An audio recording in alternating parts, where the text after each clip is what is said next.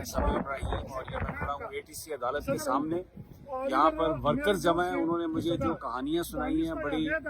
एक शख्स है जिसका बेटा है 15 साल का, शफात उसका नाम है, कुछ पता नहीं कि वो कहाँ पर है, वो ढूंढ रहा है पागलों की तरह। फिर कुछ लोग हैं, उन्होंने आके बताया कि सालार काकड़ जो बलोचिस्तान से काफिला लेके आया था, उसके साथ इतना तशद्दुद किया जा रहा है।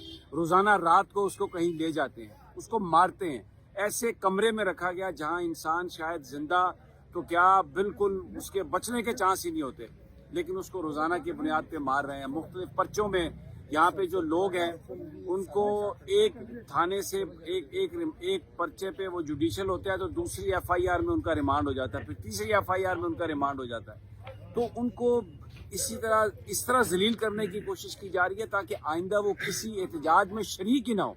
और यहाँ पर एक जो बड़ी चीज यहाँ पर वर्कर्स ने बयान की है, ये आप देख सकते हैं, मेरे साथ पीछे वर्कर्स खड़े हैं। कोई PTI का लीडर हमें नजर नहीं आ रहा यहाँ पे।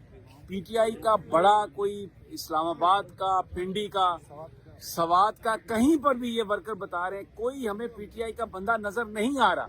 यहाँ पे वकला है और ये वर्कर हैं बेचारे जो धक्के खा रहे हैं, अपने प्यारों की तलाश कर रहे हैं, उनको ढूंढने की कोशिश कर रहे हैं, लेकिन कोई उनकी सुनवाई वाला नहीं है, कोई उनकी बात सुनने वाला नहीं है।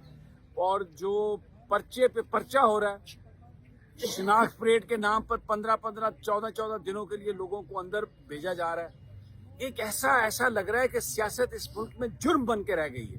अगर आप PTI के हैं, अगर आप इमरान खान का नाम लेते हैं तो आप समझें आपके साथ एक हिंदुस्तानी से भी बदतर सलूक होगा।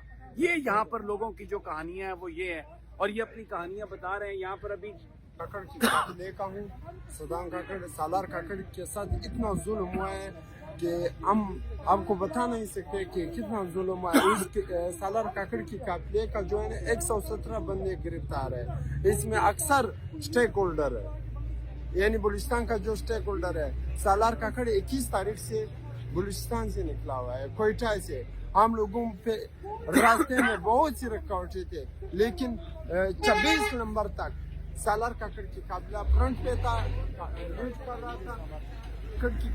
सालार काकड़ खुद लीड कर रहा था 26 नंबर तक। अली अमीन साहब पीछे थे, बीबी पीछे थे, सब पीछे थे।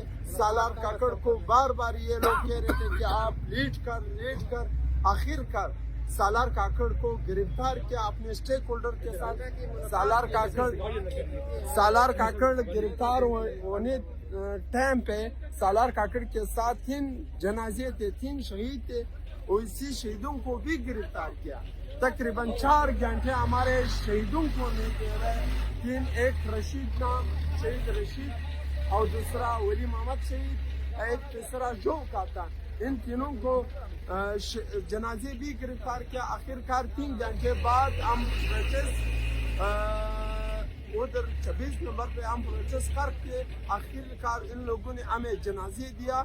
लेकिन इस पेशेश गवर्नमेंट ने, इस जालिम हुक्मरानों ने सालार काकड़ और उसके स्टेक होल्डर सारे गिरफ्तार किया। ये देखें, ये आप देख सकते हैं कि किस तरीके से यहाँ पे लोगों के हौसले बुलंद हैं और वो कोई कंप्रोमाइज के। यहाँ पर एक साहब थे, अभी उनका वो अपने बच्चे को तलाश कर रहे हैं जो मिसिंग है। एक्चुअली वो मिसिंग नहीं है, उनको ठिकाने लगा दिया गया और इसीलिए मतीउल्लाह जान को उठाया गया। इसीलिए सहाफियों को जो पिम्स में, पॉली क्लिनिक में जाके जिन्होंने कोशिश की ये जानने की कि कितनी हलाकतें हुई, कितने लोग जख्मी हुए, कितने लोग शहीद हुए, उनको पकड़ के ये हटा रहे हैं वहाँ पे। और मीडिया को भी बड़ी सख्त ये हदायत है कि आपने जो हलाकतें हैं उनके हवाले से कोई बात नहीं करनी, और मेन स्ट्रीम मीडिया कोई बात नहीं कर रहा। लेकिन यहाँ पर आए तो आपको पता चलता है कि किस कदर कहानियाँ हैं। यहाँ पर लोग बिल्कुल अभी तक अपनी अज़्म में हैं, उसी तरह हौसले में हैं। लेकिन एक बात जो नजर आ रही है, यहाँ पर PTI की लीडरशिप का होना बहुत जरूरी था।